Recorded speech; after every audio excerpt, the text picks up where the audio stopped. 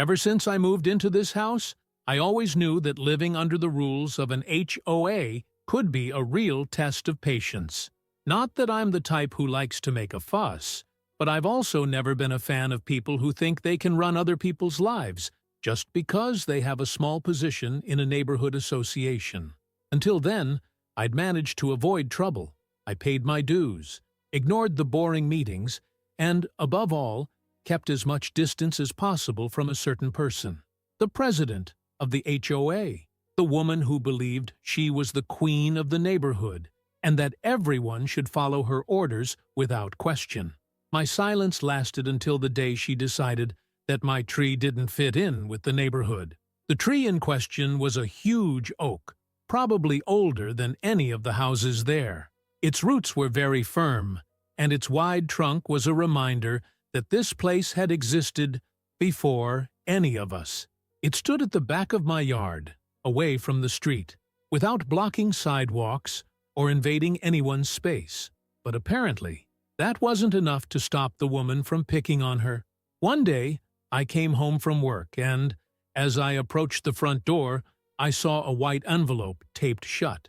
It was a notice from the HOA. I expected it to be something silly, maybe a notice about ridiculous new rules, like banning certain shades of grass or requiring mailboxes to follow a specific template. But when I opened the letter and read the first few lines, I felt my blood boil. The notice said that my tree was out of line with neighborhood standards and needed to be removed to maintain the aesthetic harmony of the community. This had to be a joke. I read and reread the document to see if there was any real justification. But the most I could find was a vague paragraph talking about preserving the visual identity of the neighborhood and possible structural risks in case of storms. Did the HOA think it could just force me to remove a healthy, strong tree because, apparently, someone decided it didn't go with the rest of the houses? At the time, I could only think of one thing. This woman was behind it. Said and done. That same evening, I went to her house. As soon as I rang the doorbell, she opened the door with a rehearsed smile, as if she knew exactly why I was there. "Oh, hello. Did you get the notice?" she said, as if she was talking about something trivial, like an invitation to afternoon tea. I got straight to the point. "Yes, and I want to know who gave you the right to decide that my tree needs to be cut down." She sighed and tilted her head, as if she were dealing with a stubborn child. "It's not about rights. It's about maintaining a standard in the neighborhood. Your tree is too big, too imposing. It doesn't fit in with the other houses, you know? The neighborhood has a style, and this tree just doesn't fit in." I didn't know whether to laugh or shout. "So, you want me to cut down a tree that's been here for decades just because you don't think it's pretty enough?" "It's not just aesthetics," she said quickly, changing tack. "A tree that size can be dangerous. What if a branch falls on someone's house? What if there's a heavy storm and the trunk can't take it? Wouldn't it be better to sort it out before something happens?" Of course, because now, as well as being a design specialist, she was also a forestry engineer and a meteorologist. I tried to control myself. The tree doesn't pose any risk. It's healthy, it's strong, and it's on my property. I'm not going to cut it down. Her smile disappeared, giving way to a rigid expression. "Well, then we'll have a problem."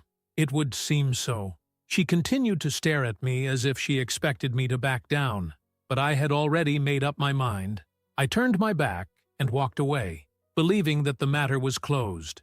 I couldn't have been more wrong, because, a few days later, I came home to find workers cutting down my tree, and at that moment, I knew that this woman had just made the biggest mistake of her life. When I saw those workers with chainsaws cutting down my tree, I felt my stomach turn. The sound of the engine rumbling, the smell of freshly cut wood, and the sight of the branches falling to the ground like disposable pieces of old furniture. It all hit me like a punch. I ran out into the yard, not even bothering to close the door. My heart was pounding in my chest, and I knew exactly who was behind the scene. "Hey, what the hell are you doing?" The men stopped for a second, surprised.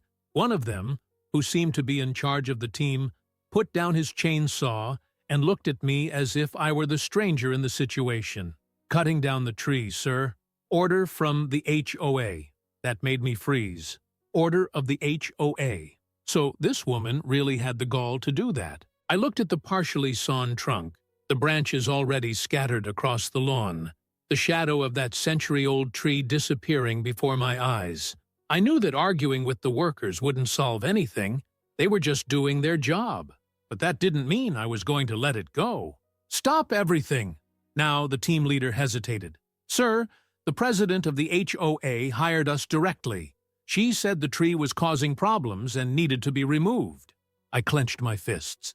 "That tree is on my land. You're trespassing." The man exchanged glances with his colleagues. He knew something was wrong.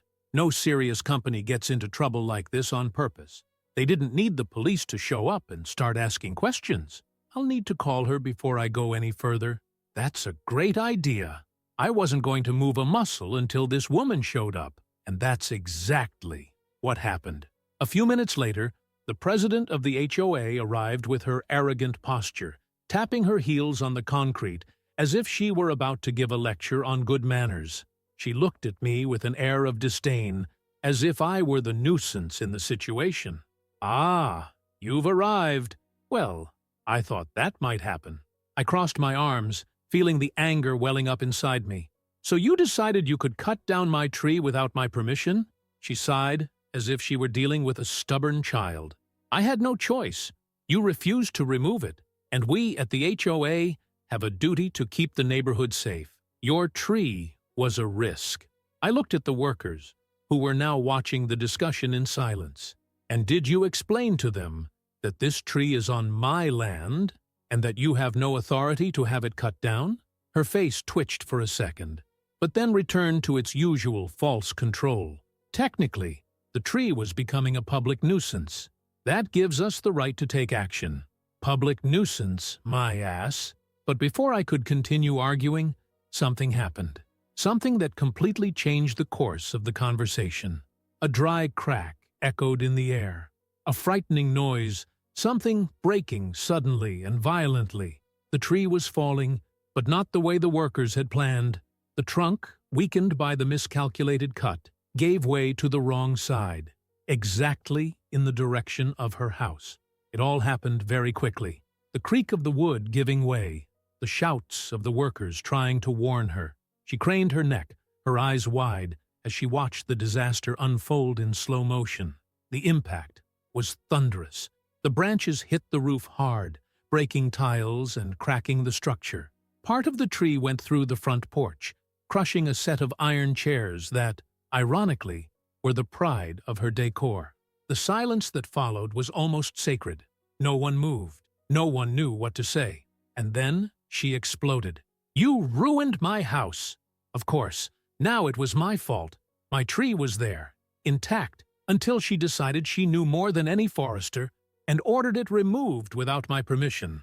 But now that her plan had backfired, suddenly I was the villain. She turned to the workers, her eyes full of fury. "This is your fault. You should have controlled the direction of the fall." The team leader, who until then had been trying to remain calm, raised his hands in defense. "Madam, with all due respect, we warned you that this could happen. The tree was leaning that way.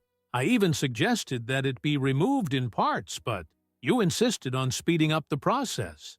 The woman turned red. She knew she had screwed up, but she still tried to shift the blame. "You'll pay for this," she shouted, pointing her finger at me. I laughed out loud. "Pay? For the destruction you caused? My tree was perfect until you decided to play HOA queen and hire a crew without my permission." The workers started gathering up their tools, clearly ready to get out of here before things got any worse.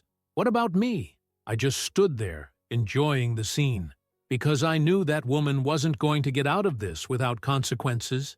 She wanted my tree gone. And now, instead, there was a piece of it, right in the middle of the living room, and I couldn't wait to see what would happen next. The silence after the bang was almost poetic. The tree that this woman hated so much was now fused to the facade of her house, Branches poked through the roof, pieces of wood littered the porch, furniture twisted under the weight of the debris, and in the middle of it all, there she was, her eyes wide, her mouth trembling in shock, her fingers shaking as she pointed at the wreckage, unable to process what had just happened. But if there's one thing I've learned about this type of person, it's that they never take the blame for anything. The shock was short-lived. In a matter of seconds, her face contorted into pure fury, and then the show began. "You ruined my house!" she screamed, her voice so loud that it could probably be heard across the street. I didn't know what was more ridiculous, the absurd accusation or the fact that she genuinely thought she could make me swallow it. I crossed my arms and looked at her calmly, savoring every second of the situation. My tree was perfectly fine in my yard. You were the one who had it cut down, and now your house has paid the price for your stupidity. She turned red, very red. You should have removed that tree before this happened. I blinked in disbelief. So now it's my fault, because I didn't remove the tree that you had cut down without my permission. She opened and closed her mouth several times, looking for a way to continue distorting reality. But before she could come up with another lame excuse, the head of the team of workers intervened, crossing his arms with an exhausted sigh. "Ma'am, we warned you that this tree was leaning this way. We recommended a controlled cut in stages to avoid damage, but you insisted that we do it all at once because it would be quicker. If looking could kill, that poor man would have turned to dust." She was now alternating between shooting me with her eyes and casting glances of pure despair at the wreckage of her house. The problem was that her show was far from over. It wasn't long before the first neighbors started showing up. After all, a noise like that wouldn't go unnoticed. A couple who lived a few houses ahead approached, visibly confused. "Oh my God, what's happened?" the woman asked, covering her mouth with her hands. I took a deep breath, expecting the theater that would ensue. The woman immediately turned to the neighbors with watery eyes, assuming the role of victim overnight. "His tree fell on my house," she whined, pointing at me with an accusing finger. "That's a disaster. He knew that tree was dangerous and refused to do anything about it. Now look what's happened. Can you believe that?" The look on her face was simply unbelievable. But before I could laugh out loud at her audacity, the team leader cut her off with a simple sentence. "Actually, ma'am, it was you who hired us and had us cut down the tree." The look on the neighbors' faces changed. If before they seemed about to judge me, now they looked at her with pure suspicion. The woman tried to keep her composure.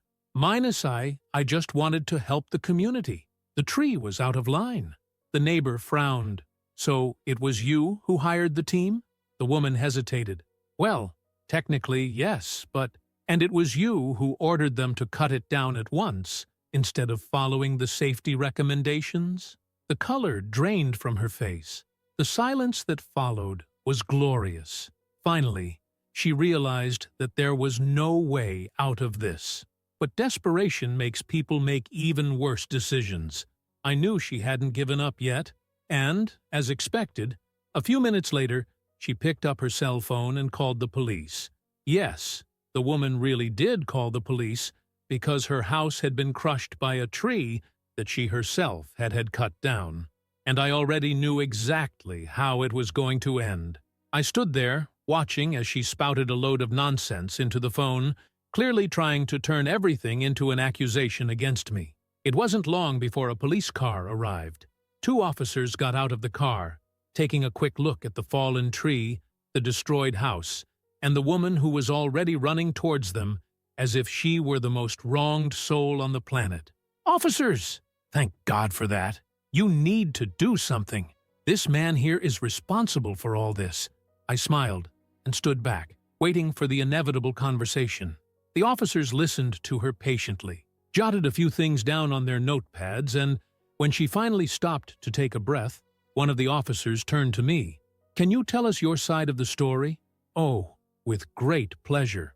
I explained everything simply and objectively. The tree was mine. It was on my property. I refused to cut it down because there was no reason. The HOA decided it knew better than me and hired a crew without my permission. They cut the tree down the wrong way because they were rushed. The tree fell in the wrong place, and now this woman was trying to blame me for her own idiocy. The officers exchanged glances, and, honestly, they looked more tired than worried. One of the officers looked directly at the woman. "Ma'am, did you give him permission to cut down the tree?" She swallowed. "Well, not exactly, but so, technically, you trespassed on private property and hired services to modify a piece of property that wasn't yours?" Her face was as white as paper. The policeman closed his notebook and shrugged. "This doesn't look like a police case. It looks more like a civil problem. If you want, you can settle it in the courts." That was the final blow. She realized that she wasn't going to be able to turn the tables. Now there was nothing left but the disaster she herself had caused. The policeman left. So did the neighbors. The workers picked up their tools and disappeared. And me? I just stood there, watching her amidst the wreckage of her own arrogance. She wanted to get rid of my tree, and now she was buried by it. I couldn't wait to see how she would try to get out of it. The woman was still standing there in the middle of the wreckage, her face red with anger, her eyes glazed over at the tree that was now running through her house. The porch was destroyed, tiles scattered across the lawn, and one of the thickest branches had shattered the living room window, as if nature had personally decided to put an end to her arrogance. But even with the house literally collapsing around her, she wouldn't take the blame. People like her never do. There's always someone to blame. There's always an excuse. There's always a reason that somehow turns her into a victim. And, to no one's surprise, she turned to me. "This is your fault." Her voice came out squeaky, more like a cry of despair than a legitimate accusation. I blinked, trying to absorb the audacity. My fault? If you'd removed that tree earlier, none of this would have happened. There it was, the most absurd justification she could find, thrown out without any shame. I took a deep breath, crossed my arms, and enjoyed the scene. My tree was perfectly fine in my yard, until you hired a crew to cut it down without my permission. She opened her mouth to retort, but before she could formulate another excuse, the head of the tree-cutting team, who was still standing there, decided he'd heard enough. "Ma'am, with all due respect, we warned you that this might happen. We asked to cut it down in parts, but you insisted that it be done all at once, because it would be quicker and cheaper." The silence that followed that sentence was glorious. The neighbors, who until then had been watching the scene as if it were a free show, began to murmur amongst themselves. A few glances were thrown in the woman's direction, and I could see the judgment beginning to form. She was losing control of the narrative, but even so, she wasn't going to give up so easily. If there was one thing this woman was good at, it was playing the victim. She swallowed, her eyes filling with tears, and suddenly changed tack. This is a tragedy." Her voice, which had once been pure fury, now came out shaky, as if she was about to burst into tears. "I just wanted to do what was best for the neighborhood. I tried to protect the community. But now my house is destroyed." I almost laughed. She was trying to turn all this into a personal drama. But before she could start dramatizing even more, one of the neighbors, a retired gentleman who lived down the street, decided to speak up. "So you gave us hell for months with HOA rules, demanded that everyone follow them, forced people to renovate facades, threatened to fine people who didn't comply." He paused, pointing at the wreckage. "And now you want us to feel sorry for you because you destroyed your own house?" The woman paled, and it was at that moment that it became clear. She was in this alone. The neighborhood, which had previously treated her with a certain fear, now saw exactly who she was. A control freak, an authoritarian who thought she had the right to rule over other people's property, and who, when things didn't go her way, looked for someone to blame.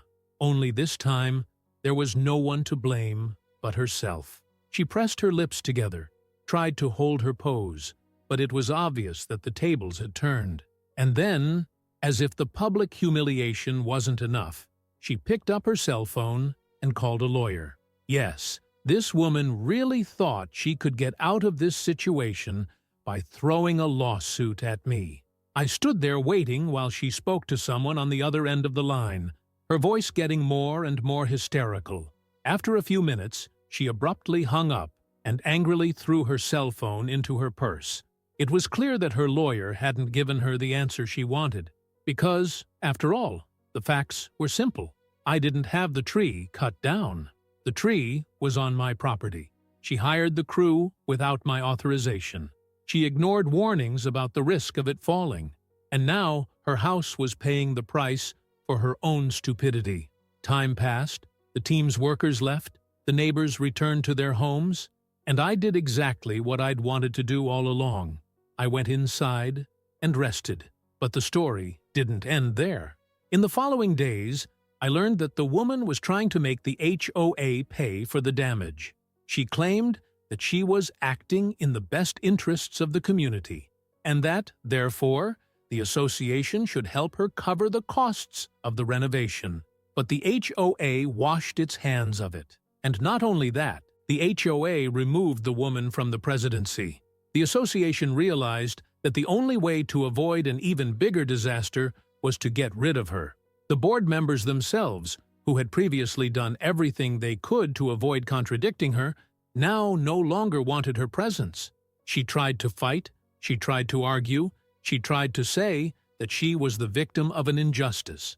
But, in the end, she was removed like dead weight. She lost her job. She lost her house temporarily because of the damage.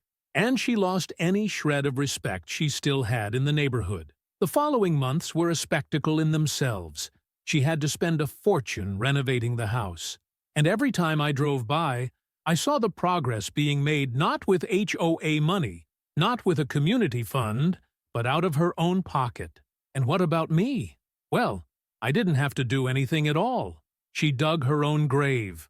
Or rather, she cut down her own tree. And the irony of it all was delicious. And if you liked this video, don't forget to leave a comment and a like.